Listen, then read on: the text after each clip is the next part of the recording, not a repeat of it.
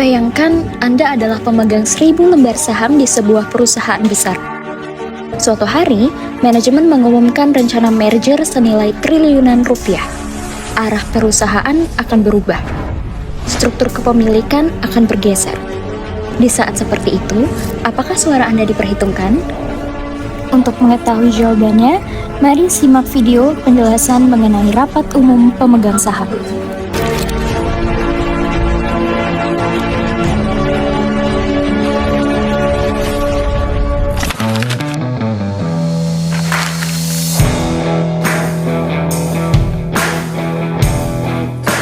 Saya Putu Winasadi Fakarang dengan NIM 11.1241-30-384.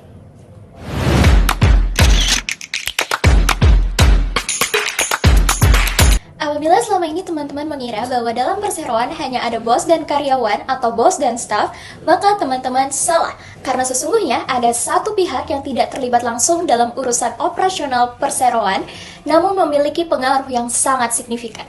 Itu adalah pemegang saham, atau yang dalam dunia perseroan dikenal dengan istilah rapat umum pemegang saham, di mana rapat umum pemegang saham merupakan satu di antara 3 organ perseroan. RUPS atau rapat umum pemegang saham itu diatur dalam pasal 1 angka 3 Undang-Undang Nomor 1 Tahun 1995 tentang perseroan terbatas. Di sana ditegaskan bahwasanya RUPS adalah organ perseroan yang memiliki kekuasaan tertinggi dalam perseroan dan segala kewenangan yang tidak diberikan kepada direksi atau dewan komisaris. Namun saat ini undang-undang tersebut telah dicabut dan digantikan dengan Undang-Undang Nomor 40 Tahun 2007 tentang perseroan terbatas. Melalui pasal 1 angka 4 undang-undang tersebut diatur bahwasanya RUPS itu adalah organ perseroan yang mempunyai wewenang yang tidak diberikan kepada direksi atau dewan komisaris dalam batas yang ditentukan dalam undang-undang ini dan atau anggaran dasar. Sebelumnya dijelaskan mengenai wewenang yang tidak diberikan kepada direksi atau dewan komisaris. Namun pertanyaan selanjutnya adalah wewenang apakah itu? Jawabannya adalah wewenang eksklusif, di mana wewenang eksklusif ini terbagi menjadi wewenang eksklusif yang diatur dalam Undang-Undang Perseroan Terbatas dan juga wewenang eksklusif yang ditentukan oleh anggaran dasar. Wewenang eksklusif yang diatur dalam UU PT itu tidak dapat diubah selama tidak ada perubahan dalam UU PT tersebut.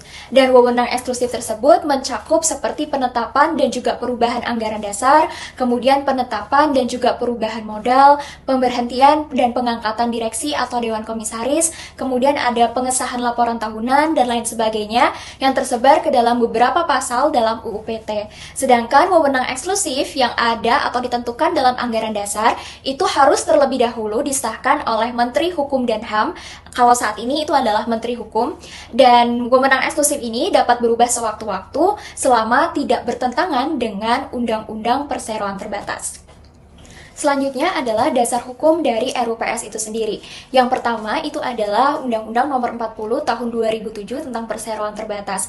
Yang dimana selain tadi pasal 1 angka 4 yang telah mendefinisikan apa itu RUPS, pokok pengaturan inti dari RUPS itu terdapat di bab 6 atau dari pasal 75 hingga pasal 91 undang-undang ini. Tapi di samping itu, pengaturan tentang RUPS juga tersebar ke dalam beberapa pasal dalam Undang-Undang PT ini.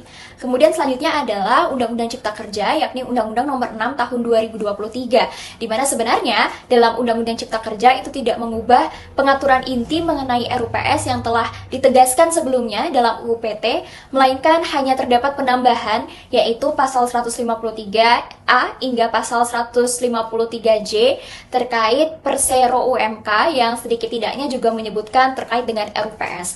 Kemudian yang terakhir itu adalah POJK atau Peraturan Otoritas Jasa Keuangan Nomor 15/POJK.04/2020 tentang rencana dan juga penyelenggaraan rapat umum pemegang saham perseroan terbuka.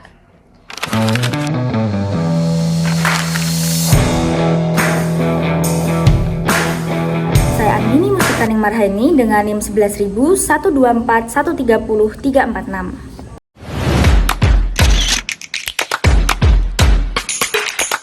Baik, selanjutnya di sini saya akan membahas terkait dengan fungsi dari penyelenggaraan rapat umum pemegang saham. Yang pertama adalah menetapkan arah kebijakan dari perusahaan.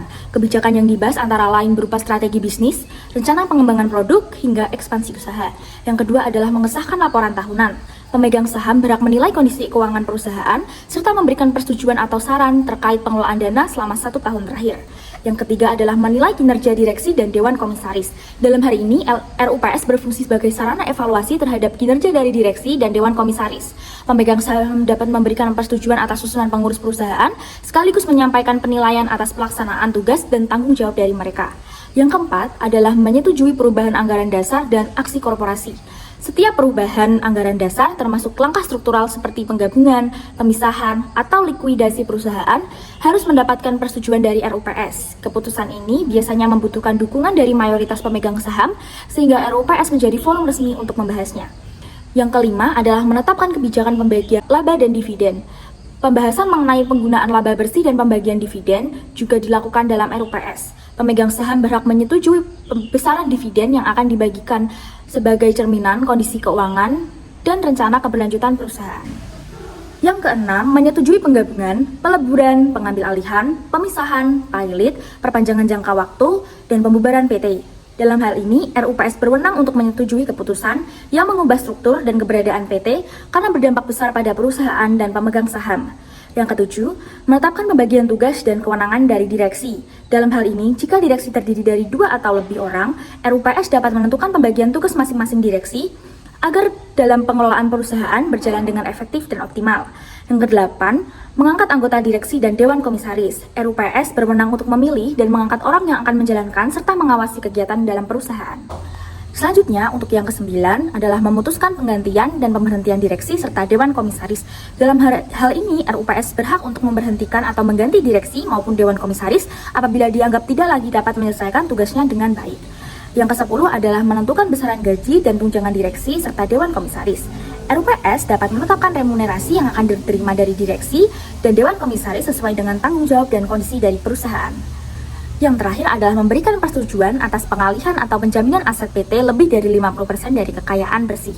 Persetujuan RUPS diperlukan untuk melindungi kepentingan pemegang saham karena tindakan tersebut dapat mempengaruhi kondisi keuangan perusahaan secara signifikan.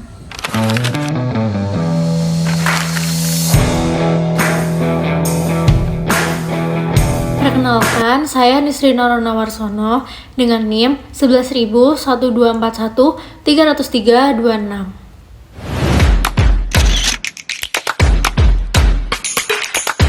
Setelah pembahasan terkait pengertian, dasar hukum, dan juga fungsi RUPS oleh teman-teman saya sebelumnya, di sini saya akan berfokus kepada satu hal, yaitu bagaimana pelaksanaan dari RUPS itu sendiri secara prosedural berdasarkan Undang-Undang Nomor 40 Tahun 2007 tentang Perseroan Terbatas.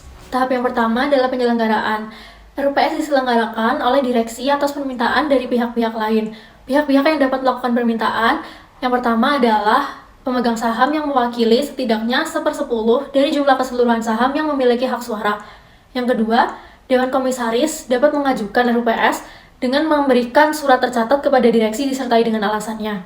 Begitu permintaan diterima, direksi wajib melakukan pemanggilan dalam kurun waktu 15 hari. Dan apabila baik dari direksi maupun Dewan Komisaris tidak melakukan tindakan, maka pemilik saham dapat melakukan permohonan kepada Pengadilan Negeri agar RUPS dapat dilaksanakan.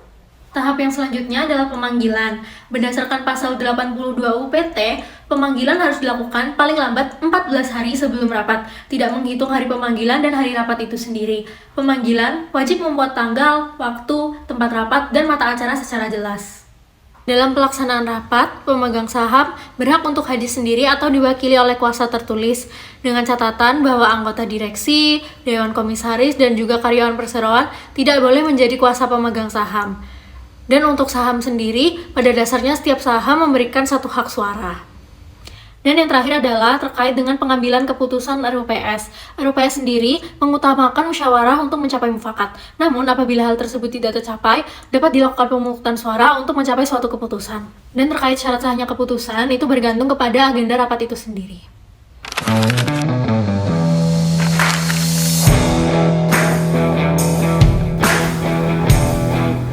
Perkenalkan, nama saya Anissa Rana Azahra dengan NIM 110000124130369.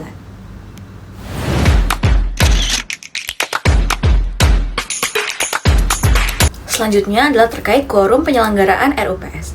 Quorum merupakan jumlah minimum kehadiran pemegang saham yang harus dipenuhi agar suatu RUPS dapat dilaksanakan dan menghasilkan keputusan yang sah. Ketentuan quorum berbeda-beda tergantung pada jenis RUPS dan agenda yang akan dibahas pada RUPS tersebut.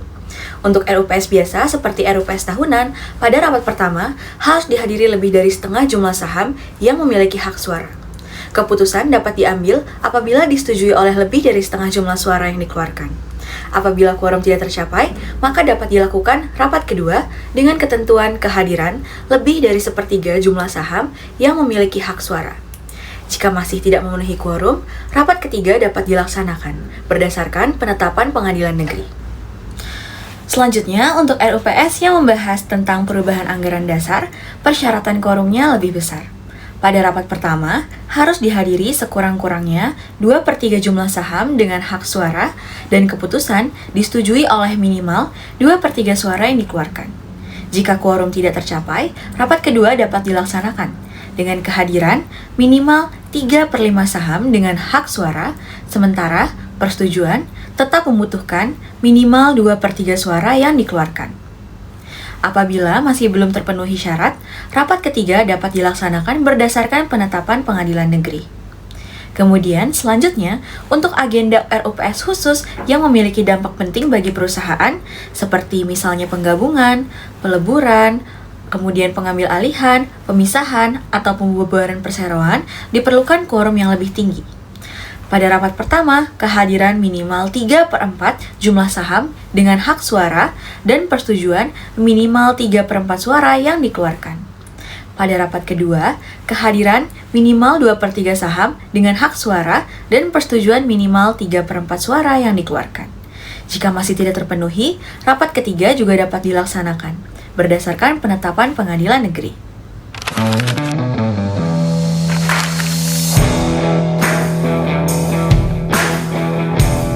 Saya Cynthia Dwi Takoniawati dengan NIM 110001241300347.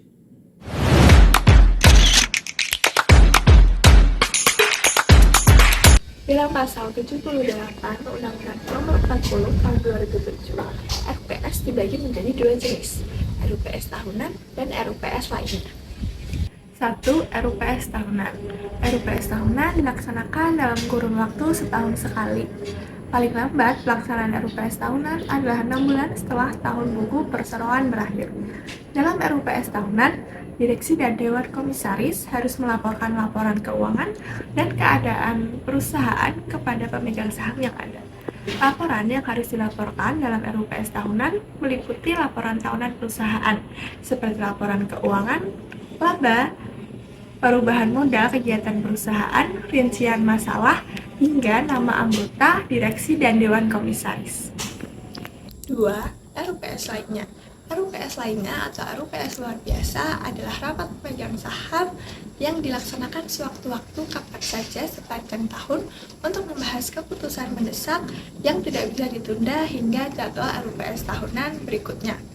RUPS lainnya dapat dilaksanakan kapanpun tergantung dari kebutuhan suatu perusahaan yang bersangkutan.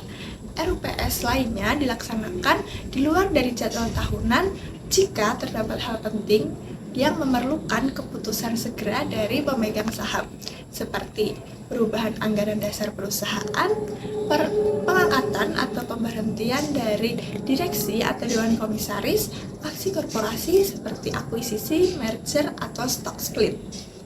Menjawab pertanyaan di awal, apakah ketika Anda memiliki 1000 lembar saham di perusahaan besar, suara Anda tetap dapat diperhitungkan? Jawabannya adalah iya, tetap dapat diperhitungkan. Namun yang menjadi pembeda dengan pemegang saham lainnya adalah apabila 1000 lembar saham tersebut merupakan sebagian kecil dari total saham yang beredar, maka suara Anda mungkin tidak menjadi penentu akhir dari keputusan RUPS tersebut. Karena pada prinsipnya, proporsi kepemilikan saham itu akan sebanding dengan pengaruh suara Anda dalam RUPS tersebut. Jadi ketika ada pemegang saham dengan kepemilikan saham yang lebih besar dari 1000 lembar saham yang Anda miliki, maka otomatis suaranya atau pengaruh suaranya akan lebih besar juga. Sehingga kesimpulannya adalah tetap dapat diperhitungkan, namun belum tentu menjadi penentu hasil akhir dari RUPS tersebut.